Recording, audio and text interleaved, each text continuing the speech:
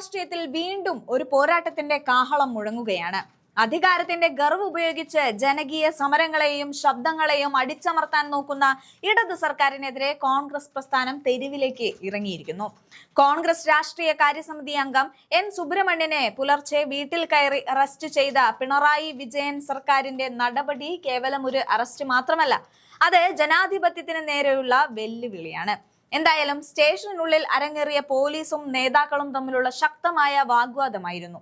തുടക്കത്തിൽ സ്റ്റേറ്റ്മെന്റ് എടുക്കാനാണ് എന്ന് പറഞ്ഞ് വിളിച്ചു വരുത്തിയ ശേഷം ഉന്നത തലത്തിൽ നിന്നുള്ള നിർദ്ദേശപ്രകാരം അറസ്റ്റ് രേഖപ്പെടുത്തുകയായിരുന്നു എന്ന് ആരോപണമുയർന്നു. പോലീസിന്റെ മേൽക്കൈ നഷ്ടപ്പെട്ട നിമിഷങ്ങളായിരുന്നു അത്. കെ.സിയുടെ നേതൃത്വത്തിൽ നടന്ന പ്രതിഷേധം പോലീസിനെ പ്രതിരോധത്തിലാക്കി. പിണറായി വിജയൻ തുള്ളുമ്പോൾ തുള്ളാൻ നിന്നാൽ 3 മാസമേ ആയുസുള്ളൂ എന്ന PM നിയാസിന്റെ വാക്കുകൾ പോലീസുകാർക്കുള്ള മുന്നറിയിപ്പായി സ്റ്റേഷൻ വളപ്പിൽ മുഴങ്ങി. എന്തായാലും നമുക്ക് ആ വീഡിയോ ഒന്ന് കണ്ടു നോക്കാം.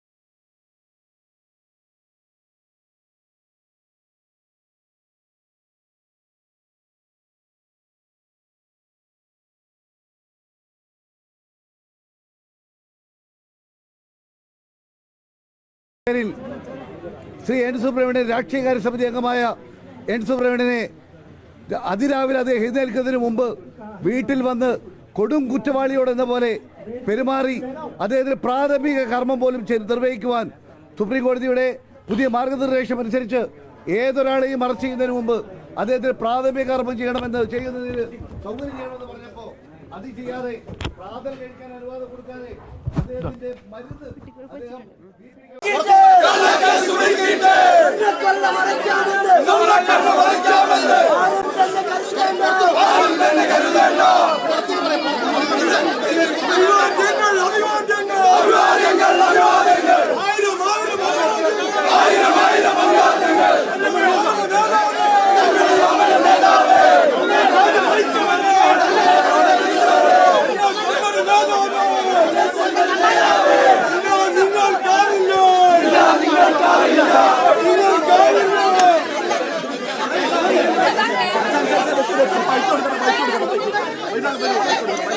¡Mira, mira, mira!